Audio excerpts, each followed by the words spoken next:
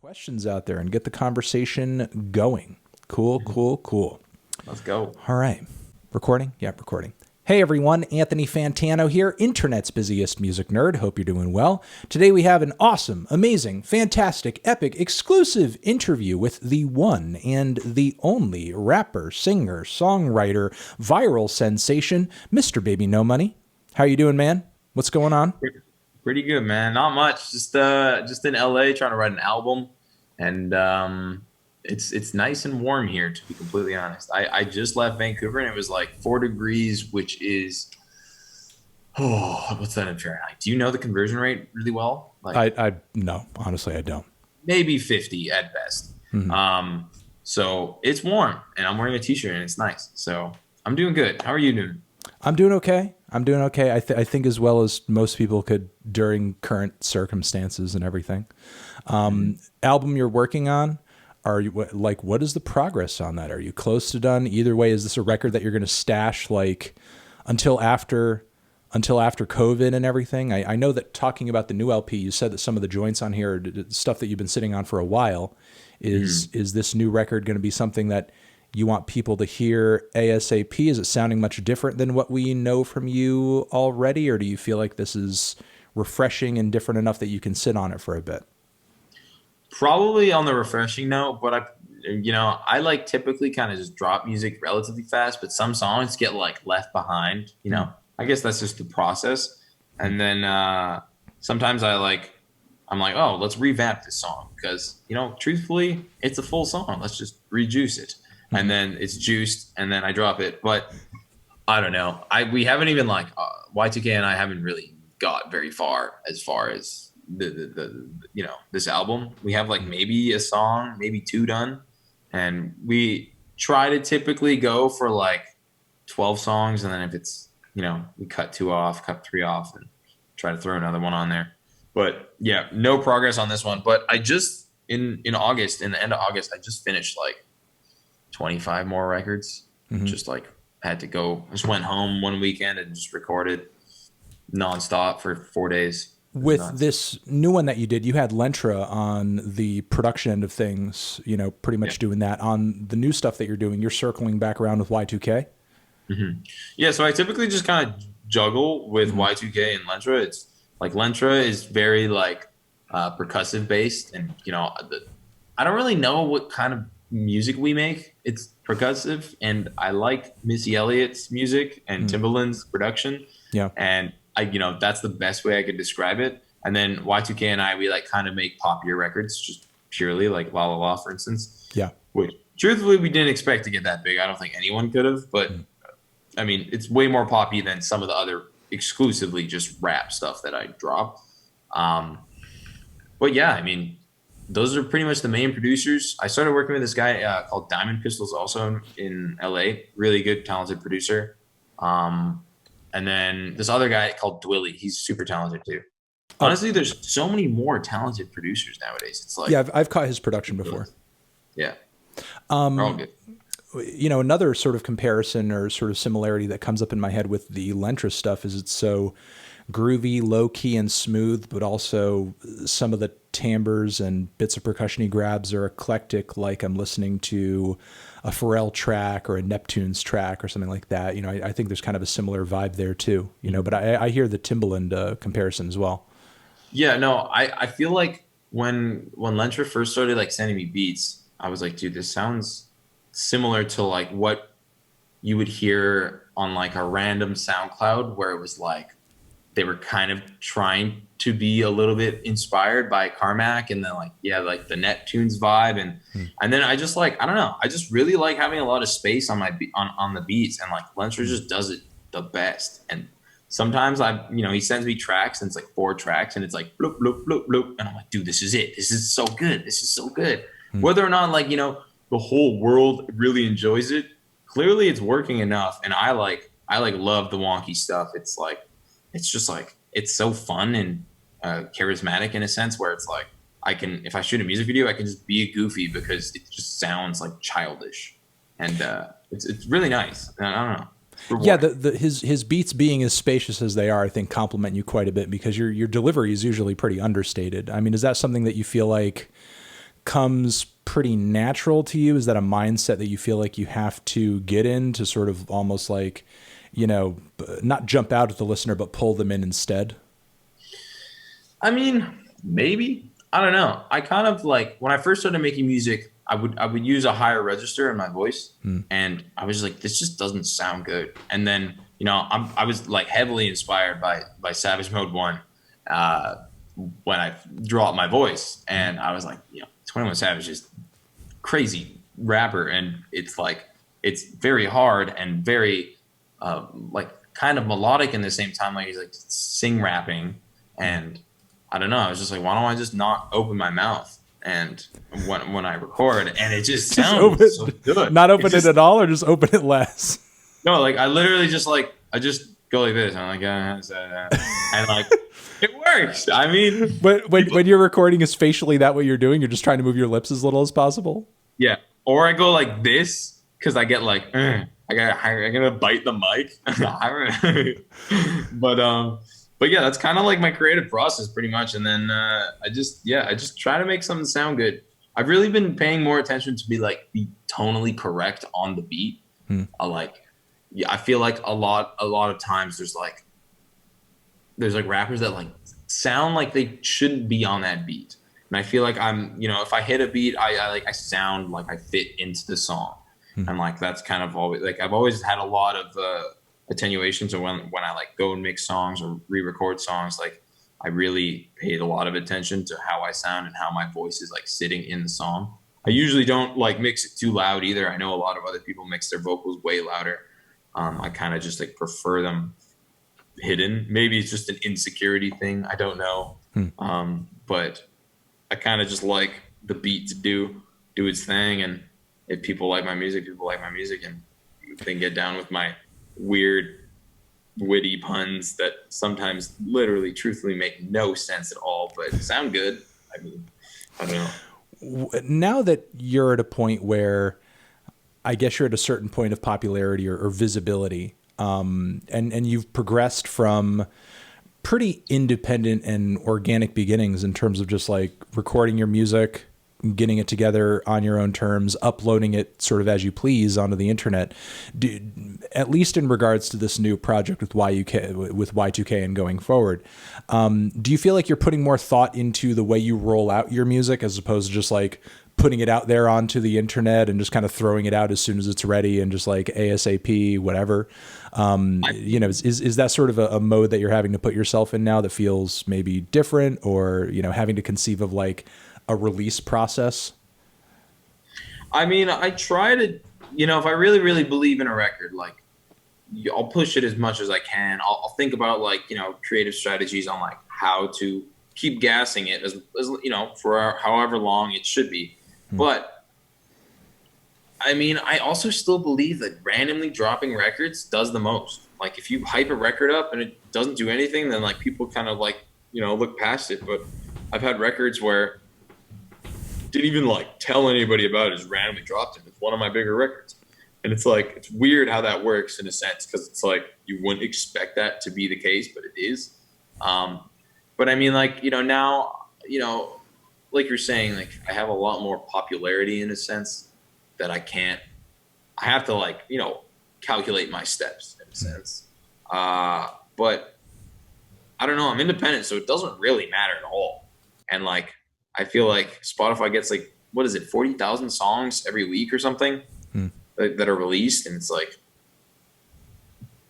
I don't know, people listen to mine. So it's just like, if I just keep dropping music the way I'm going for however long, surely people will keep on listening. And like, it is weird. I feel like I am kind of hindered that I'm not on a label, because I don't typically spend like a bunch of money on records. I like keep it pretty cheap. Like La La La, for instance, was $12 of marketing before we signed it to Columbia. $12.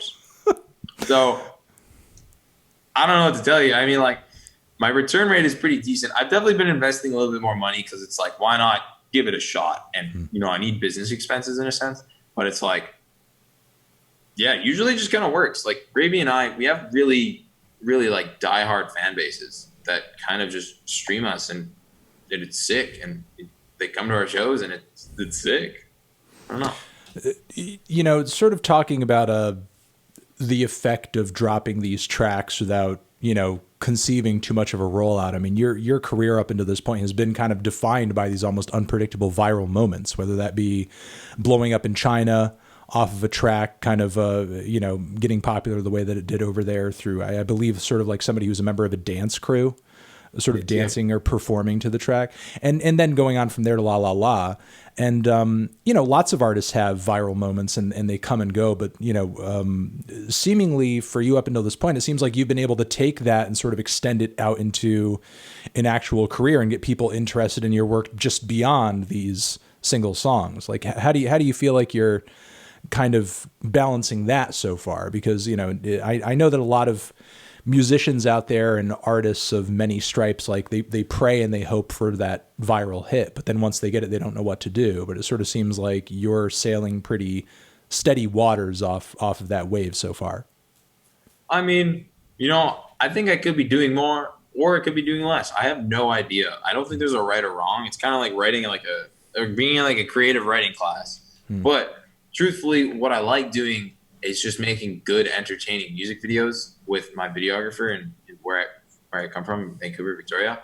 And like, he just goes off and, you know, making good art, whether or not like the song is like going to be the next #1 song. I don't think it really matters, truthfully. It's like, as long as it's objectively not bad and listenable, then shit, people can listen.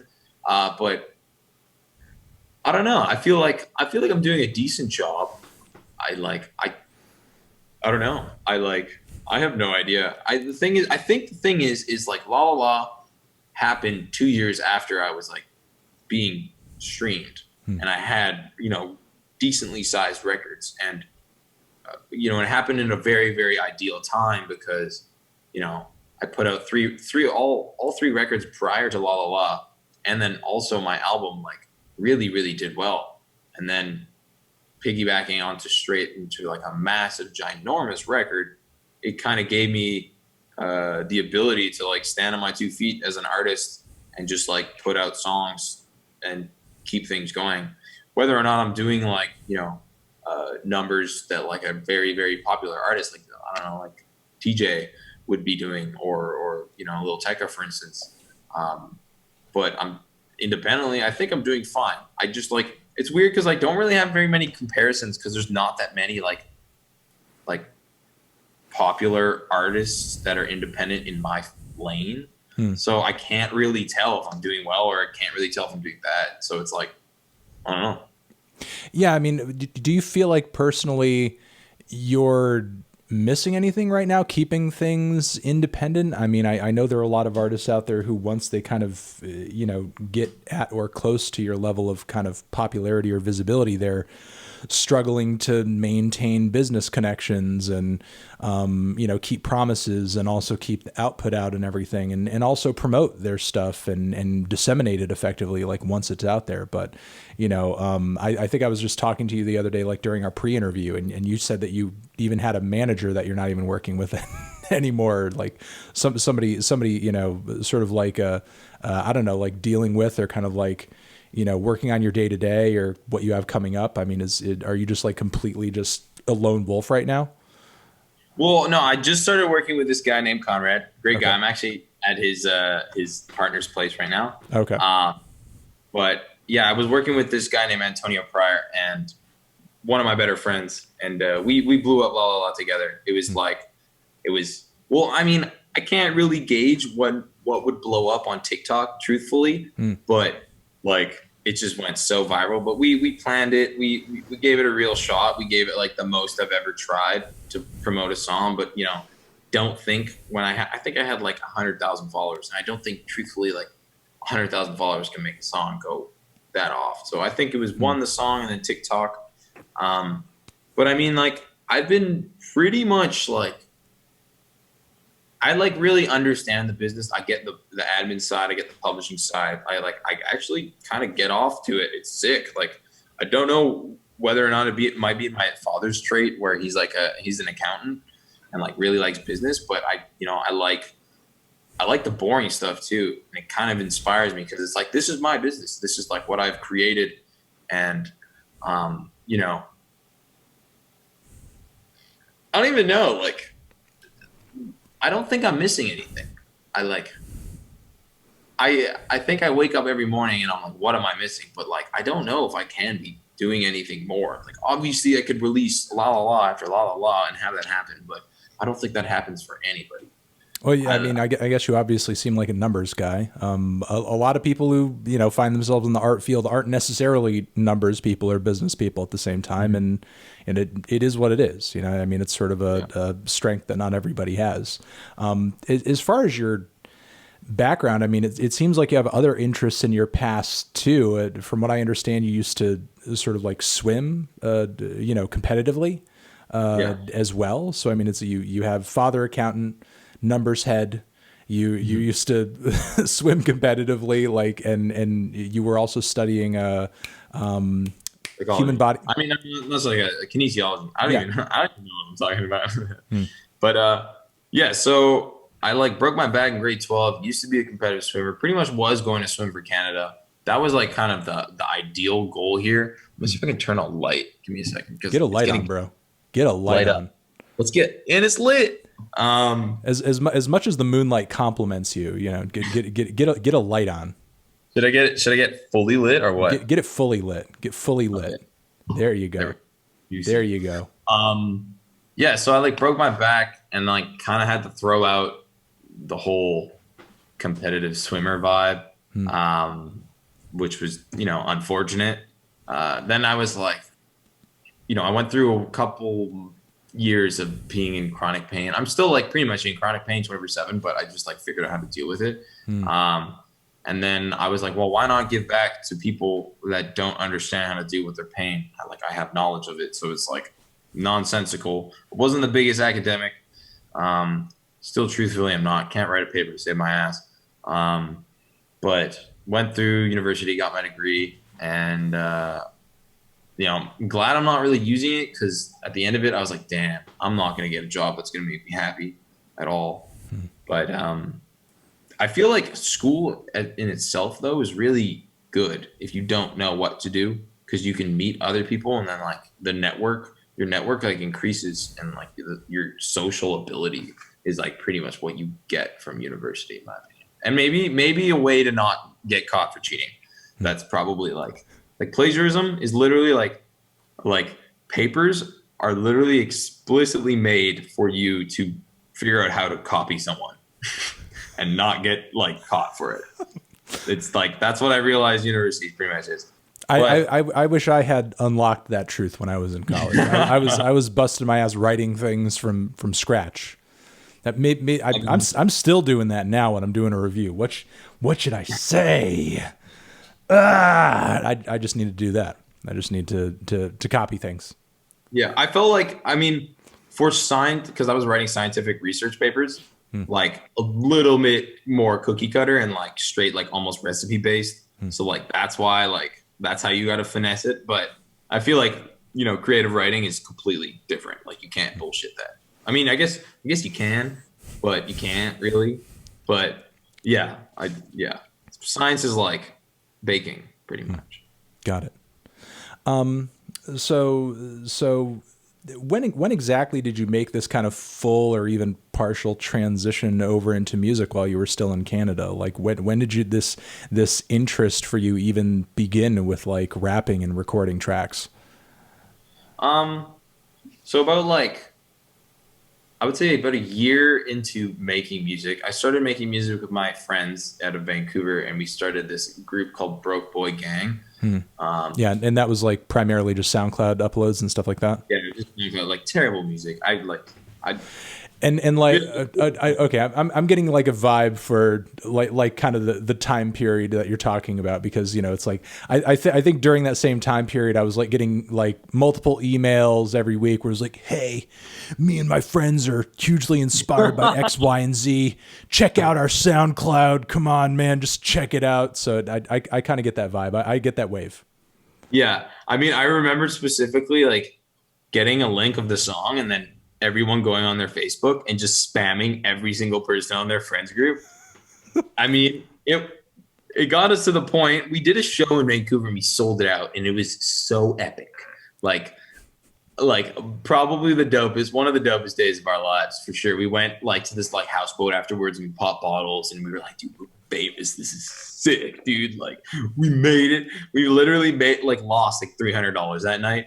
And it was just like a really, powerful moment. And then after that day, I kind of was just like, well, shit, I want to do this, whether or not I become successful or not. Like making music is really fun. And I kind of want to do this for the rest of my life, and performing is a good time. And that was pretty much it. And then I went away to university and I was making songs. I didn't really have any friends at university. So I was like, screw it. I'm just going to make music and not drink and party like every other person in my faculty was doing.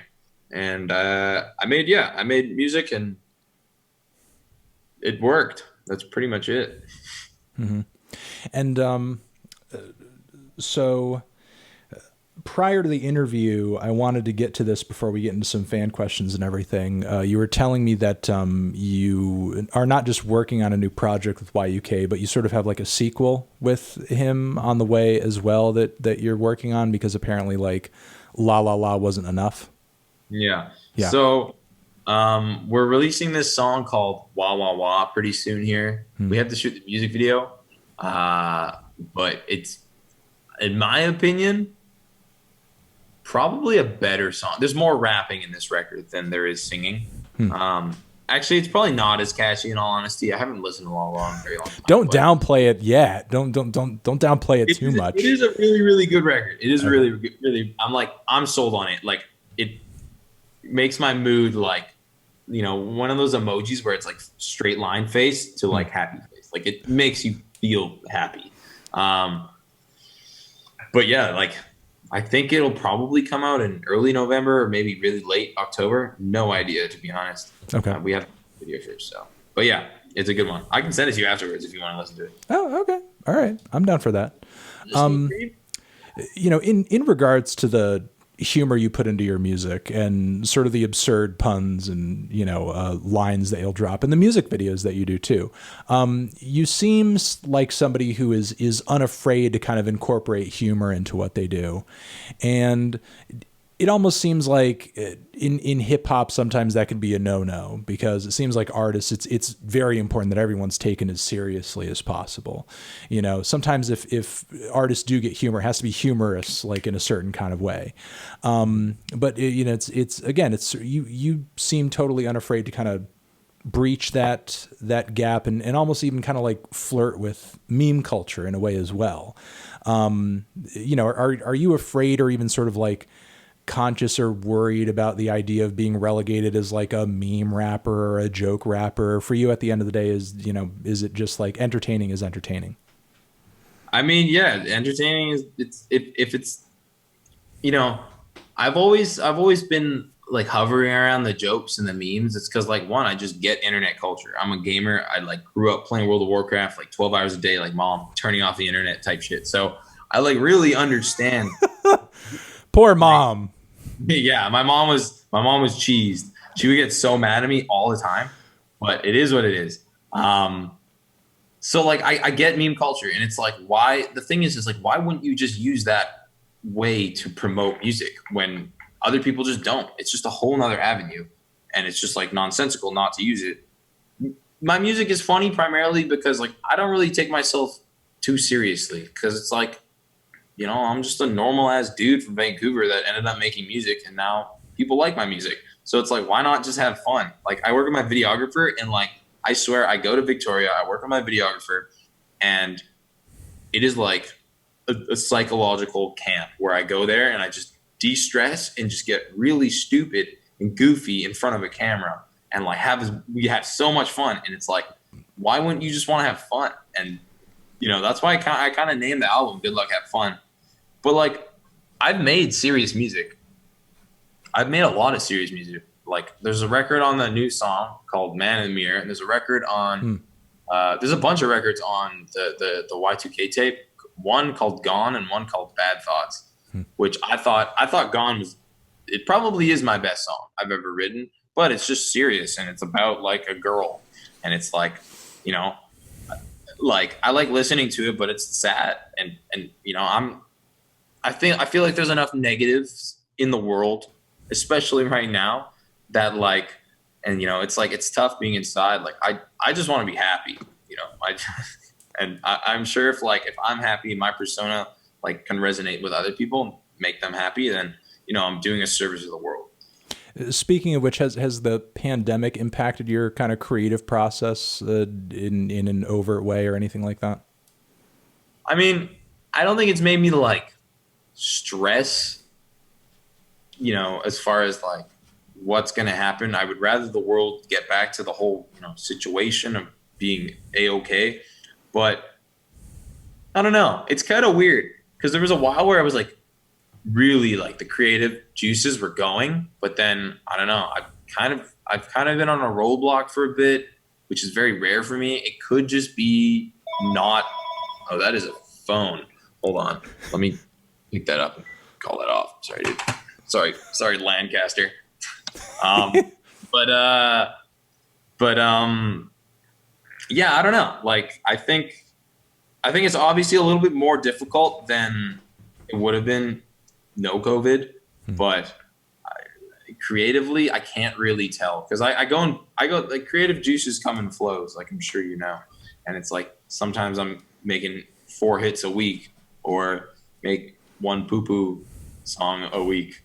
So, I don't know. Truthfully, what about you? What about me? I mean, I'm trying to do okay. I'm trying to do it like considering everything. I'm somebody who personally the state of the world impacts me quite a bit. So if I feel like the world is like getting shittier, I feel like I'm feeling shittier, and that worries me quite a bit. And yeah, I mean, I feel shit as a result of everything right now, but simultaneously I also feel blessed to be able to do what I do, and be able to continue doing it. There used to be a time where I would like as I was starting out where I'd literally be having these existential crises a few times a month, just like, what am I doing? What's the point? Is this going anywhere? Like, what the fuck is even the bother with all this? And now it's like, it's sort of ironic and hilarious to be in a place where like my job feels almost like COVID proof in a way. And again, that's not to flex on anybody. That's I know there are a lot of people who in my industry and beyond are having a hard time with all of this, and my heart goes out to all of them. But I'm trying to count my blessings and just like stay down to earth and just continue what I'm doing, knowing that it's giving some value to somebody. So for you personally, I mean, for good or for bad, it seems like you're taking a lot of this stuff pretty casually, which again is not necessarily a bad thing. But, beyond releasing music with, producers who you like and releasing music that sounds good to you and that hopefully continues popping, do you have like any sort of like greater ambitions in music and the music industry beyond that? Like in any way, do you feel the pressure where I've got to get on a certain label and have a feature with a certain artist and get a beat from a certain producer and get this many hits and this many sales and sell this many tickets and play this venue and this venue and this other venue, which, I mean, those ambitions are admirable, but, simultaneously there are a lot of artists that I know in different sects of the industry who it seems almost like they're chasing a carrot, they're kind of chasing the industry carrot, Yeah. Do you have that hunger whatsoever in a way, or are you just like kind of doing things totally by your own terms, and if it works, it works. If it doesn't, it doesn't? I mean, like, it's kind of correlated. If a song is doing well, you're going to sell more tickets. I truthfully believe that, like, it doesn't really matter in the end of the day. I've already potentially done the impossible. And, I'm proud of myself for doing it. And it's like, it's so sick. Obviously I have the artist in me that's like, yo, I got to grind. I got to make hits and I got to make cool songs. I got to drop cool songs. But in the end of the day, there's more important things. Like your life is more important than work. And sometimes like I work a lot, honestly. And I don't sleep the best because of work, blah, blah, blah. But truthfully, like, if I drop a song and it helps me sell tickets and, some cool artist that I've always wanted to work with jumps on it and like, bucket list checked off, that's sick. If it doesn't happen, well, shit, doesn't really matter. But The one thing I would say is like if I drop a song, obviously I want it to have its best legs possible because I believe in it. But if it doesn't do well, like shit, on to the next. And like being independent allows me to do that because I know for a fact that artists that are on signed on to labels, like they don't have the ability to just be like, yo, I'm gonna drop a song like next week, screw it, or like 21 days to pitch this song, let's go. And like you would have to clear like months of time potentially for or if like Drake has an album to drop, like that month's cleared, and or like I mean I guess you could, but it's just like you're gonna kill your song.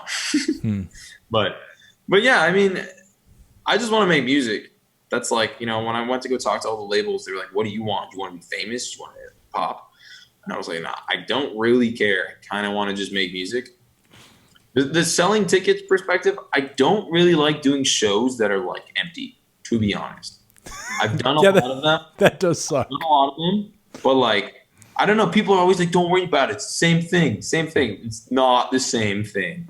I love doing shows that are busy and people are like really having a good time. You can eat the energy. But even like a 40-person capacity room with 40 people in it, perfect. I'm sold. But I'm talking like 1 or 2 people, and it's like, oh, it's hard to get up there. Sometimes you're like, oh, let's go. We got to have slam a bunch of Red Bulls and stuff. But yeah, for 40 people in a 2,000 cap room and 40 people in a 40 cap room, it's two totally different energies. As long as everyone's crammed in together, you can get some chemistry going. No, yeah, absolutely. It's doing live shows. I mean, I was, maybe I was just like taking it for granted, but I was like, at the end of my last tour, I think I just finished like 40 just shows. And I was like, damn, I don't want to tour anymore. Like this is really tiring. And then COVID hit, was locked in home for a month. And then I was like, wow, I really miss seeing the world and, seeing people who make my life amazing every single day. And it's like, what can I do? Right. Yeah. Now it's all you want to do, of course. One track I wanted to mention on the new LP, which I admire the very consistent sound on the new record, like the very low key, charismatic, groovy kind of vibe of it is pretty mesmerizing. But one record on it that really sticks out is that Feeling Good track at the end, where you're just like kind of going totally ape shit over like a punk rock instrumental. Like, but before I get into some of these fan questions, can you kind of tell me the origins of that track? And, does it reveal something about your music taste that, people wouldn't necessarily presume of you, kind of given the rock instrumental and everything? Like what is the origin of that track? So my brother makes music and he goes by Gooch, and he makes like Italian disco, like, I don't know. I don't even know the genre that he makes, but it's like really like soulful, like happy music. You got to listen to it. Like, and you got to let me know what you think of it. You could send me that too. It's Italo disco stuff. Like Italian, like I'm on the beach, I'm sexy kind of vibe. It's so funny. It's hilarious. He's like, I love his music. So we were just chilling. It was Christmas time. I think it was Christmas. And, he came home for Christmas. We were like kind of drunk, Christmas dinner, turkey and us and stuff. And we were just like, yeah, we're feeling good. And then Lentra sent me that beat. And I was like, yo, this is insane. Let's just scream. And then he was like, dude, I don't scream. And I was like, dude, come on. Like, let's go. And I just went in the booth and hit record, just screamed. My brother was just like, what is happening? And then I was like, here, I'll like write you a bunch of these stupid lyrics, and then we can just go say them, go pass off back and forth. And, I personally think it's one of the most fun songs I've ever put out. And like, we sat on it for like 2 years, and I was just like, there's got to be a perfect point. I want to we shot this music video too that I'm going to drop on Friday. And we built a room, like a kid's room, and we're like brothers, and we just break the shit out of the room, like just destroy it. And I'm really excited to drop that music video. I mean, like the song really isn't much of a song. It's like 1 minute and 10 seconds, but it's a perfect way to end an album because it's like, fuck it, like something at the end of all my albums. I always try to do like a different sound or a different taste of what I may do in the future. I never really listened to too much rock. Truthfully, I didn't really listen to music until I was like 14. I was homeschooled, so like I don't know. My brother would listen to it like Avenged Sevenfold and like Linkin Park, and I didn't like it that much. I wasn't like super gravitated towards it, but he started listening to like European electronic music, and I was like, yo, this is dope. I really like house music. That's kind of why I like put a lot of implement house in a lot of my tracks. Yeah. It's just like Four on the Floor just sounds so much better than anything else in my opinion. Like I don't know how anybody like that's kind of probably why I like the Baby too, is because he has so many like bass hits all the time, and it's so entertaining to listen to because you're like, and it's just I don't know. But as far as rock music, that was the first like punk song I'd ever made, and I was like, this is good. Like, it did hurt my voice. I definitely can't be screaming like that, but it's fun. I like punk music is sick. Like these dudes. I was wearing a T-shirt. I think when we did that, what's it called? The preview test of the video camera. And this group called the Chats. You know the Chats? Oh yeah, they're an Australian group.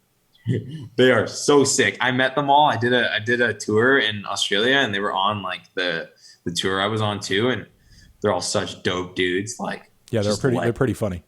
Yeah, they're so funny. If you send me a thing, I'll send you some recommendations back. Yeah. So, speaking of brothers, this question comes from Stream No Pressure.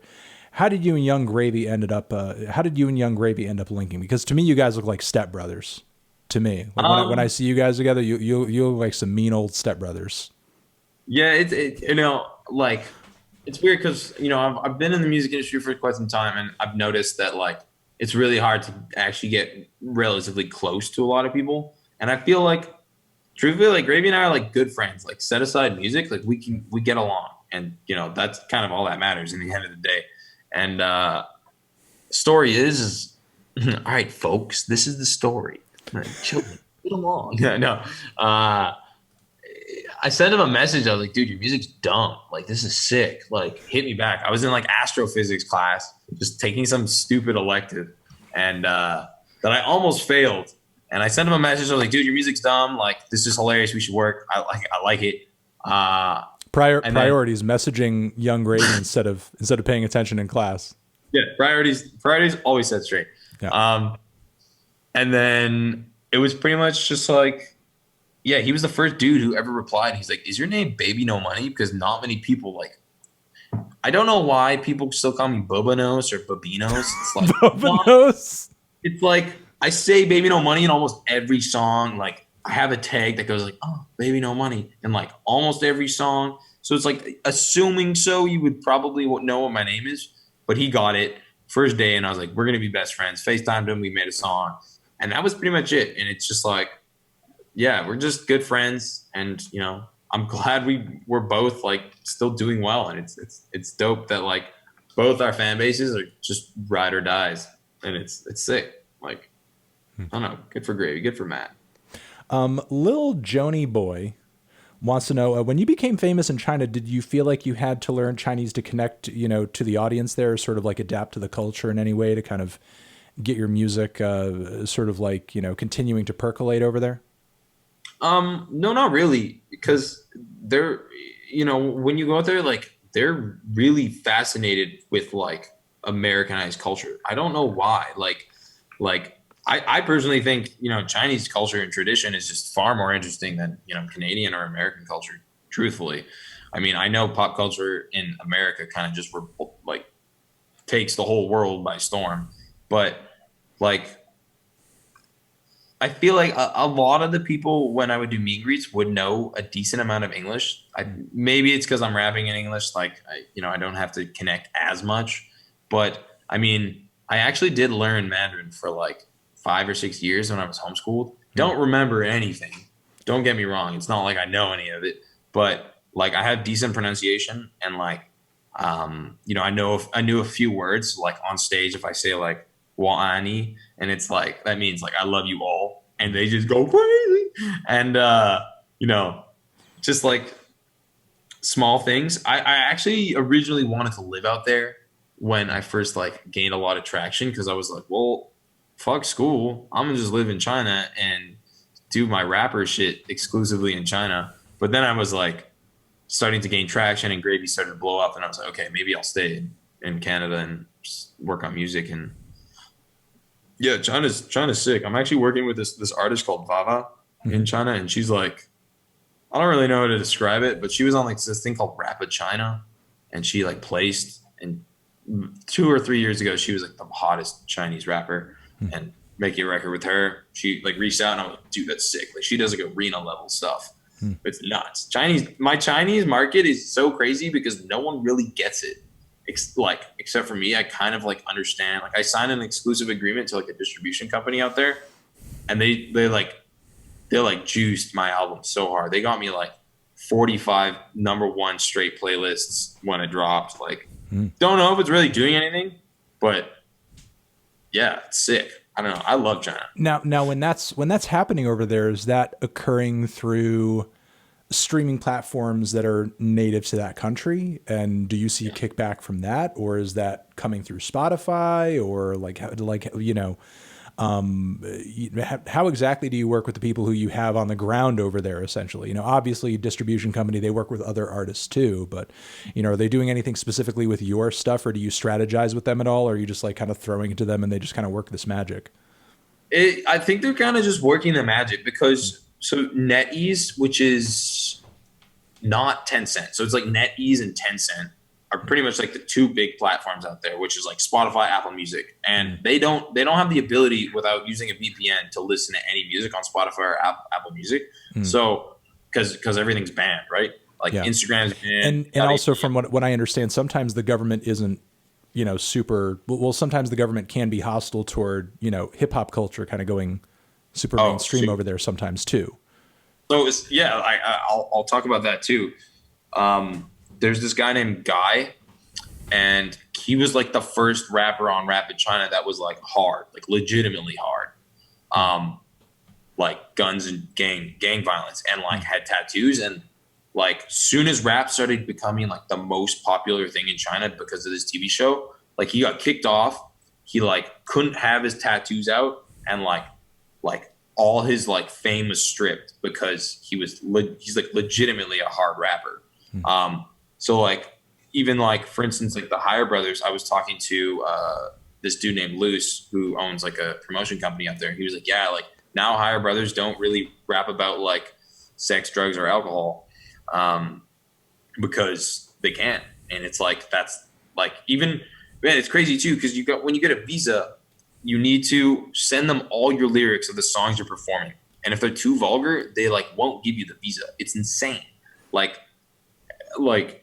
I get it in a sense because it's China, but for your songs to get played, do they have to be edited or anything like that for content, or they just like won't allow you to play it. Yeah. Period. Or you won't get the visa. Like getting a visa. Well, I mean just in terms of like when you send your music over there to be distributed. Oh no, the distribution is like the platform is totally fine, but like playing it live, it's weird because you need to like get government officials to like prove that your songs or like your performing isn't like hate or like like negative in a sense, and or it's not like against government. It's crazy, dude. Like the Chinese government is out here. Like it's out here. Got it. Snail Lover 42 wants to know when you're spending time in nature, are you more of an ocean beach guy or more of a mountain woods kind of guy? I've never actually had that question even remotely close of a question. I really like that's the magic of fan questions. They go anywhere. Yeah, that's good. Well, I used to be a scout. I was a scout for about 14 years. Scout, wow. Yeah, Boy Scout, Scout's honor. And a lot of nature up in Canada, so it kind of makes sense. So much. And, my mom is still like a scout leader. She's been like a part of it for like 20 years. She's a legend. So I got my fair share of like lightweight camping and, hiking with literally nothing for 2 days and, living for 2 days. And I definitely prefer like warmer weather if we're going to, outback trip type vibe, but truthfully, like any nature is nice. In all honesty, if you like look at it like the way that you should be looking at it, like not just like walking by it and really looking at it, it does the same trick. In Vancouver, we have mountains, like three like ski resorts, like 10-minute drive away from my apartment downtown, and it's nice. I don't know. I might be taking it for granted, to be completely honest, because I like was born and raised around. Vancouver's maybe one of the most beautiful cities I've ever been to in my entire life. There's no doubt. So it's like maybe I just like overdid it when I was younger. Yeah, I just saw another question that some dude that just popped up on the right of the chat, and there is rock climbing. There's literally anything you want to do in the forest and mountains. Like there's a beach also 10 minutes away from my apartment, and yeah, it's. Have you ever been to Vancouver, Anthony? Yeah, I have. I think we did a small performance over there on one of my last tours, and it is a beautiful city. Like the mountain, sort of like skyline is gorgeous, and the weather's great too. Whoa, when did you go? Because the weather's not that nice. I was really mild when I went. It was summer, so okay, yeah. It was like mild when I was there. It wasn't super hot or anything like that. It's just really nice. Magalauser wants to know, is this scripted like the Oliver Tree interview? Is this scripted like the Oliver Tree interview? Is that? What if I just stand up, throw my chair, just run? Well, that doesn't matter because I've pre-written for you to do that. I already wrote that out. Oh, whoa! It's pre-writception, dude. Everything he's doing right now, I've already written in detail. I've scripted second for second the past hour of live stream footage that you guys have watched. Are you impressed? I've scripted every word coming out of both of our mouths. So he's just posting a VOD that's already done, guys. Come on, like this is not even live. This is not even live. This is totally pre-recorded. Everything. I mean, now if you like have something to do and you can't do the interview, you're saved because no one will ever know. Land Shark GG wants to know crunchy or smooth PB. Holy shit, that is a good. That is a good question. That's a question for the ages. And okay, situationally, if we're having a PB&J, situationally, yeah, I mean hypothetically, let's say. If you're gonna put soft on like a PB&J, I think it just doesn't hit as hard because you get that crunch because like typically you do like soft bread, you don't do toasted, so it's like it just like gives you something extra. But then in like cookies, for instance, like I want that extra crunch. Like why not have a peanut in it? Like it's just an extra W. Like you chomp down and you're just eating more food. Yeah, you just you want a crunchy texture on top of a smooth texture. Give it some variety. Exactly. Miles MH or sort of Mile SMH wants to know, how did you meet Max? How did that crossover happen? I'm honestly like, I think I just talked to him about this recently. I was like, how did we get in contact? How did this happen? I honestly don't. I think he sent me a message, and he sent me a message and a song, and I was like, dude, this song is ridiculous. Like the Working for the Weekend song, I was like, man, this song is so unbelievably catchy. I was like, I should just hit it, and I just hit it. But yeah, I think that was pretty much it. He just like sent me like, hey dude, like how you doing? And then we talked for a bit and sent me a song, and very like normal interaction, I guess. I haven't met him in person yet, to be honest. Because we did that video and it was like I was green screened, obviously, into a dollar bill. So, Big Al wants to know where's the master release on Tidal, you smelly boy. Getting hostile over here with the questions. We might have to ban Big Al. We might. We'll think about it. We'll think about doing Big that. Al, dude. Rest in peace, Big Al. Holy smokes. They want to know master release on Tidal. Where's that? Master release untitled. Maybe it's just sort of a confusing technical thing. All right. So Star Destroyer wants to know, which did you like making more? I don't care at all, or good luck, have fun. I don't care at all. We made like in 6, 7 days. Hmm. Um, Good Luck Have Fun was just kind of an accumulation of records that we just parted together that sounded sonically like similar. Hmm. But like truthfully, like if I'm not having fun making a record, I I just won't release it because it won't be good. Um, but I'm trying to think. I probably okay. I don't care at all. We Ari and I would have like maybe like 6 Bud Lights every night, and I don't typically drink that much beer or drink period. And we were just slamming the BL smoothies. So I think maybe I don't care at all because it was all I was also in LA, writing in LA and having a good time in LA. And so yeah, maybe I don't care at all, to be honest. Okay. And finally, Shot a Shotgun wants to know, are there any other features that you have sort of in the works that you're planning to bring to future projects? And for me personally, does continuing on the independent track sort of make those kind of crossovers difficult? Definitely a little bit more difficult because sometimes it's like, do you want to front this much money? And I'm like, and it's kind of it's coming out of my pocket. It's not coming out of the label's pocket, which essentially is your pocket. You know what I mean? But I've also always believed in a sense where if an artist likes you, he'll make a good record with you for free, and then we can just do splits, and that's just how it should be, in my opinion. Sure. I don't really know who I want to work with. I would love to work with Ski Mask. I think his delivery, his lyricism, the way he like structures songs, the way he just hits beats is just like so next level. It's insane. It's insane. Like nobody's doing it like Ski, and like super inspirational.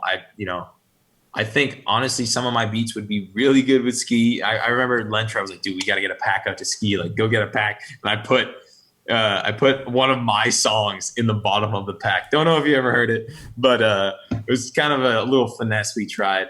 But I do have like this weird random verse that I somehow got from Snoop Dogg, which may come out in the next like 2 years.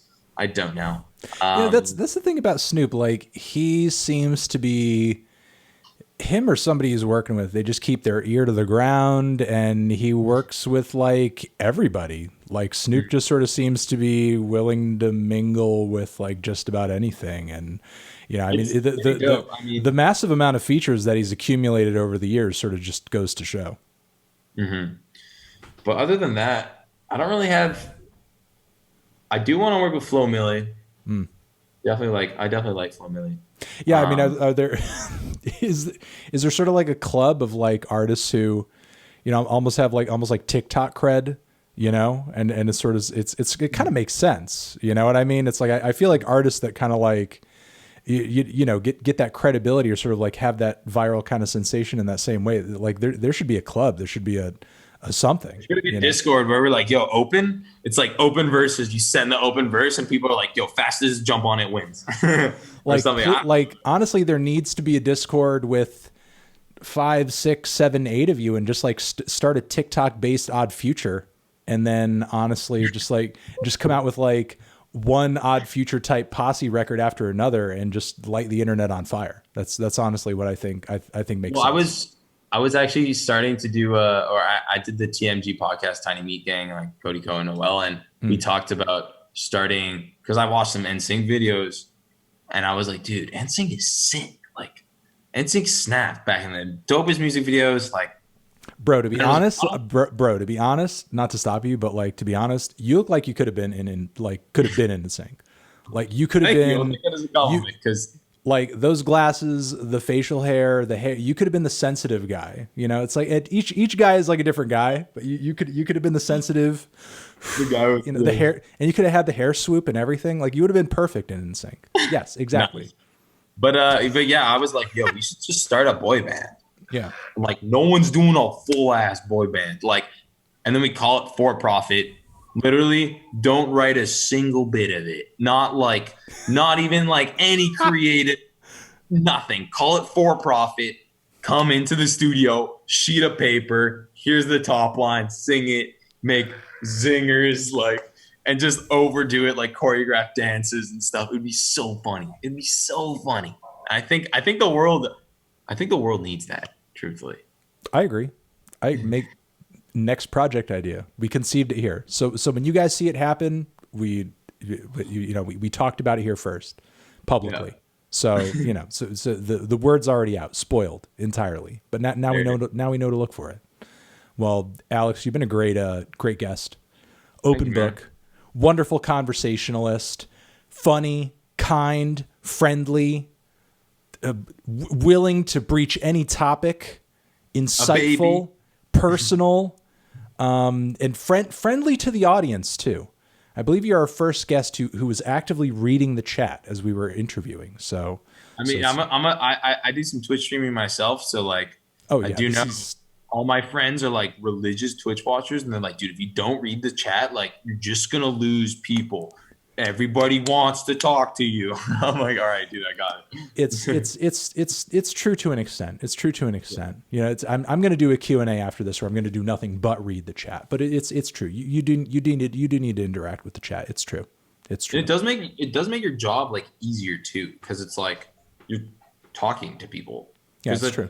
I don't know. I usually just play video games, and it's like sometimes it's super boring if I'm just sitting there just playing video games, like literally just like this. And then like people are talking, and I'm just like not reading it. And it's like if I just went like that, and I said pee pee poo poo, and the guy was like, oh, poo poo, and I was like pee pee, like they'd be like, yeah, pee pee poo poo. I don't know. Pee pee poo poo poo poo pee pee. I'm seeing good luck, have fun is fire. It looks like some people are saying I'm waiting for someone to chat to say pee pee or poo poo. I'm waiting for it to pop up. Do you like the album? Oh, I thought the album was pretty fun. I thought it had a lot of bangers on it. And I thought it had some clever lines too. I thought it was a fun Pee-pee. There we go. Oh, and it comes from someone whose name is P Connoisseur. So now you know it's now it's really, it means a lot. And there's also Pee Connoisseur. I think we could leave it there. Leave it with Pee Connoisseur saying pee. Okay. All right, guys. Pee Connoisseurs out. See you later, man. Thanks for coming on.